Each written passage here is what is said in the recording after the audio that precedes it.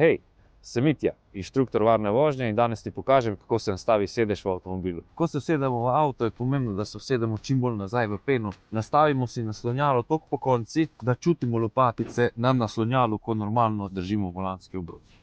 Ne smemo pozabiti na vzglavnik. Vzglavnik mora biti po višini poravnan z vrhom naše glave in pa oddaljenost sedeža od stopalk naj bi bila takšna, da ob polnem pritisku na zavoro, tudi sklop, kot če bi v avtomobilu seveda bila, noge ostanejo pokrčene in nas sedež pri pritiskanju na stopalke ne ovira spredaj pred nogami. Volanski obroč se da nastavljati po višini in globini. Nastavimo ga tako, da je oddaljenost prsnega koša do volanskega obroča 30 cm.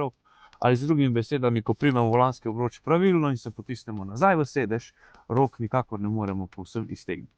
Nastavitev višine sedeža naj bo takšna, da ostane prostora nad glavo vsaj za stisnjeno pest. Lahko ga je seveda več, če je človek pač manjši, sedimo pa čim višje, zato da dobro vidimo okolico avtomobila. Ne pozabimo se pa nikoli pripeti z varnostnim pasom. Varnostni pas naj bo lepo poravnan.